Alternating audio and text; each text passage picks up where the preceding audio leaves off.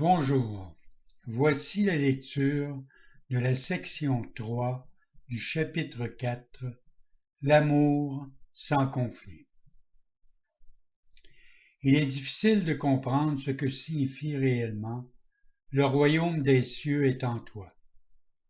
C'est parce que ce n'est pas compréhensible pour l'ego qu'il l'interprète comme si quelque chose d'extérieur était à l'intérieur, et cela ne signifie rien. Le mot « en » n'est pas nécessaire. Le royaume des cieux est toi. Qu'est-ce d'autre que toi que le Créateur a créé, et qu'est-ce d'autre que toi qui est son royaume? Voilà tout le message de l'expiation. Un message qui, dans sa totalité, transcende la somme de ses parties. Toi aussi, tu as un royaume que ton pur esprit a créé. Il n'a pas cessé de créer à cause des illusions de l'ego. Tes créations ne sont pas plus sans père que tu ne l'es. Ton ego et ton pur esprit ne seront jamais co-créateurs, mais ton pur esprit et ton créateur le seront toujours. Aie confiance en ce que tes créations sont autant en sécurité que tu l'es. Le royaume est parfaitement uni et parfaitement protégé, et l'ego ne prévaudra point contre lui. Amen. Cela est écrit sous forme de prière parce qu'elle est utile dans les moments de tentation. C'est une déclaration d'indépendance. Tu verras qu'elle t'aidera beaucoup si tu la comprends pleinement. La raison pour laquelle tu as besoin de mon aide, c'est que tu as nié ton propre guide et tu as donc besoin d'être guidé. Mon rôle est de séparer le vrai du faux, de sorte que la vérité puisse briser les barrières que l'ego a montées et puisse luire dans ton esprit. Contre nos forces unifiées, l'ego ne saurait prévaloir. Il est sûrement apparent maintenant pourquoi l'ego considère le pur esprit comme son ennemi. L'ego a surgi de la séparation et la continuation de son existence dépend de la continuation de ta croyance dans la séparation. L'ego doit offrir une sorte de récompense pour maintenir cette croyance. Tout ce qu'il peut t'offrir est un sentiment d'existence temporaire qui commence avec son propre commencement et finit avec sa propre fin. Il te dit que cette vie est ton existence parce que c'est la sienne. Contre ce sentiment d'existence temporaire, le pur esprit t'offre la connaissance de la permanence et de l'être inébranlable. Nul qui a fait l'expérience de cette révélation ne peut plus jamais pleinement croire à l'ego par la suite. Comment sa maigre offrande pourrait-elle prévaloir contre le don glorieux de Dieu? Toi, qui t'identifies à ton ego, tu ne peux pas croire que Dieu t'aime. Tu n'aimes pas ce que tu as fait et ce que tu as fait ne t'aime pas. Étant fait du déni du Père, l'ego n'a aucune allégeance envers son faiseur.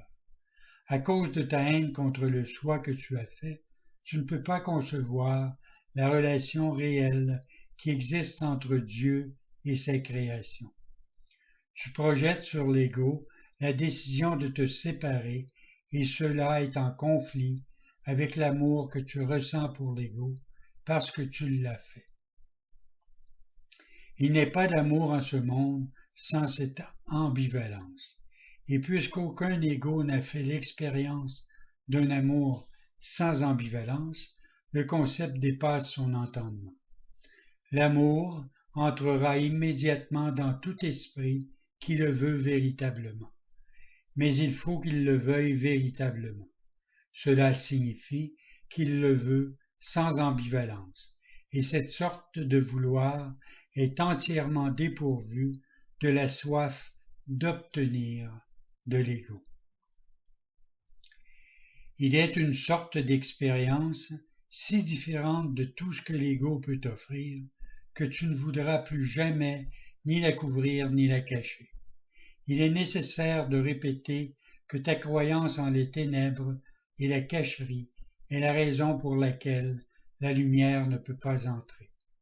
La Bible fait de nombreuses références aux dons incommensurables qui sont pour toi, mais que tu dois demander. Cela n'est pas une condition comme l'ego pose des conditions, c'est la condition glorieuse de ce que tu es. Nulle force, sinon ta propre volonté, n'est assez grande ni assez digne pour te guider. En cela, tu es aussi libre que Dieu, et tu dois le rester à jamais. Demandons au Père en mon nom que tu gardes à l'esprit son amour pour toi et le tien pour lui. Il n'a jamais manqué de répondre à cette requête parce que tu demandes seulement ce qui était déjà sa volonté. Ceux qui appellent véritablement obtiennent toujours une réponse. Tu n'auras pas d'autre Dieu devant lui parce qu'il n'y en a pas. Il ne t'est jamais réellement venu à l'esprit d'abandonner chaque idée que tu aies jamais eue qui s'oppose à la connaissance. Tu retiens des milliers de petites bribes de peur qui empêchent le saint d'entrer. La lumière ne peut pas pénétrer les murs que tu as faits pour la bloquer et elle est à jamais indésireuse de détruire ce que tu as fait. Personne ne peut voir à travers un mur, mais je peux le contourner. Surveille ton esprit pour déceler les bribes de peur, sinon tu seras incapable de me demander de le faire. Je peux t'aider uniquement comme notre Père nous a créés. Je vais t'aimer et t'honorer et continuer de respecter complètement ce que tu as fait. Mais je ne le soutiendrai pas à moins que ce ne soit vrai. Je ne t'abandonnerai jamais, pas plus que Dieu ne le fera. Mais je dois attendre aussi longtemps que tu choisis de t'abandonner toi-même. Parce que j'attends avec amour et non avec impatience, tu me demanderas sûrement véritablement. Je viendrai en réponse à un seul appel, sans équivoque. Surveille attentivement et vois ce que tu demandes réellement. Sois très honnête avec toi-même sur ce point, car nous ne devons rien nous cacher l'un à l'autre. Si tu essaies réellement de faire cela, tu as fait le premier pas pour préparer ton esprit afin que le Saint puisse y entrer. Nous nous préparerons ensemble pour cela, car une fois qu'il est venu, tu es prêt à m'aider à rendre d'autres esprits prêts pour lui. Combien de temps lui nieras-tu son royaume? Dans ton propre esprit, quoique nié par l'ego, se trouve la déclaration de ta délivrance. Dieu t'a tout donné. Ce seul fait signifie que l'ego n'existe pas, et cela lui fait terriblement peur. Dans le langage de l'ego, avoir et être sont différents, mais ils sont identiques pour le Saint-Esprit. Le Saint-Esprit connaît qu'à la fois tu as tout et tu es tout. Toute distinction à cet égard n'a de signification que si l'idée d'obtenir, qui implique un manque, a déjà été acceptée. C'est pourquoi nous ne faisons aucune distinction entre avoir le royaume de Dieu et être le royaume de Dieu. L'être calme du royaume de Dieu, qui est parfaitement conscient dans ton Esprit Saint, est cruellement béni de la partie de l'esprit que gouverne l'ego. L'ego est désespéré parce qu'il s'oppose à des forces littéralement invincibles, que tu sois endormi ou éveillé. considère toute la vigilance que tu as été désireux d'exercer pour protéger ton ego, et le peu que tu as mis pour protéger ton esprit juste.